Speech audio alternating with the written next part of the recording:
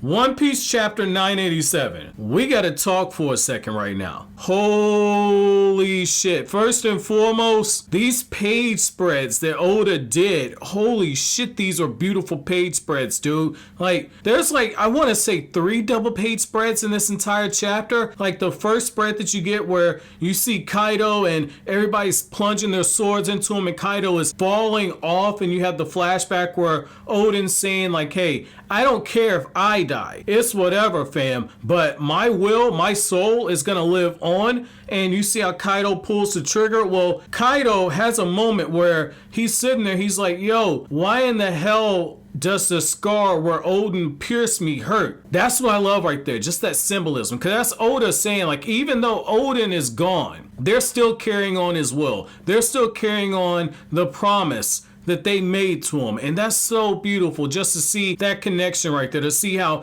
even though Odin's not actually there, his presence is actually on the battlefield to a certain extent. Like, this is so nice, man. Like, this is one of those times where it kind of goes back to what you say about a man's purpose in life, which is, you know, it's so easy to get caught up in what's going on in the day-to-day. However, what you have to look at is, how are people going to remember you a month from now, a week from now, a year from now? How are people going to remember you after you die? What is the legacy that you're passing on to your children? What is the legacy you're leaving behind for people that know you when they remember you? And that's what I love right there. I love how even though Odin's not actually there alive, Odin's very much on the battlefield. That was very powerful imagery right there by Oda right there. Like, I love it. I love it. Again, brilliant use of panels right there. Absolute madman when it comes to that. Same thing when you see the Yakuza and you see how the old man's got his sword and he's like, yo, we're not gonna let anybody get in our way. Beautiful page spread. And what I like right here is how you get this moment where Yamato's saying, hey,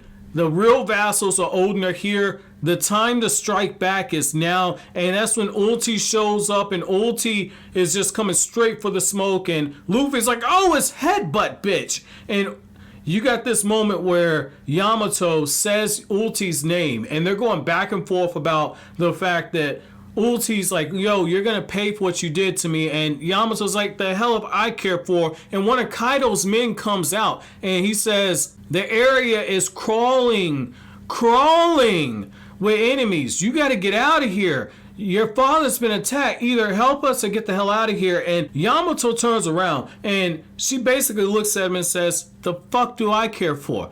I'm not on your side no more. And that's what I love. Because like you see the difference, like with Kaido spurned the son or the daughter, whatever Yamato is. I don't say that in a fucked up way, but I mean, I'm genuinely confused about the gender. But the fact is that Kaido turned away the child and lost favor with the child because of what he did with those shackles. Odin's son, even though Odin's son, Momo, isn't actually fighting on the battlefield, Odin's son is very much on that battlefield in spirit because they're doing all that for not just Odin, but also for Momo. I love that right there because you see the difference in the legacies. Kaido has a legacy of fear, a legacy of force, a legacy of betrayal. Odin has that legacy of hope and change, and that's one of the most powerful emotions you can have right there. And I like how you get this really cool scene where Big Mom's like, yo, Straw Hat, I came all the way here so I could kill you. What you really on this island for? Tell me what's going on. And what I like is that as Big Mom is calling all this smoke to Luffy, you get this moment where Kinemon, which again is another beautiful page spread, but Kinemon is listening to how Kaido's saying like, hey, you're working with pirates, and you know, some of you guys you hid in the actual timeline, some of you hid in plain sight, others of you helped recruit this army, some of you guys were time traveling in order to escape my wrath. It is what it is, but you're working with these pirates. Once they know that you're gonna lose, they're gonna turn on you. I've already whooped Luffy's ass once before. I'll just do it again. And Kinemon looks at me, he says like, hey, I believe in Luffy. And what he didn't say is that he believes in Luffy much in the same way that he believes in Odin. And that's right there something I think is very important, because even though he didn't actually say those words, like I believe in Odin, I feel like that was something that was narratively implied right there. And I like how he follows up and says, this is the promise I made to my Lord, that one day Daybreak will actually come to Wano. What I like right there is how even though he's facing down Kaido, Kinemon is willing to do the impossible to keep his word. And it kind of goes back to just that whole thing as being a man. As a man, your word is the only thing you have. And even when all hope seems like it's lost, even when it seems like it's helpless, even though it seems like it's pointless, you still have to see through what it is that you actually promise to somebody. Because if you don't have your word, what do you have? And what I like right here is that you get this moment where it looks like for a second, if you don't know Luffy's character, like if you just happen to meet this kid on Wano, when Luffy says, oh, I didn't come here to whoop Kaido's ass, you'd be like, yo, what the fuck? He bitched up, his balls shriveled up. However, I was waiting for it. I'm like, yo, okay, hold on. He's saying this, but Luffy gonna say something. Like, Luffy got a Luffy a big dummy moment coming.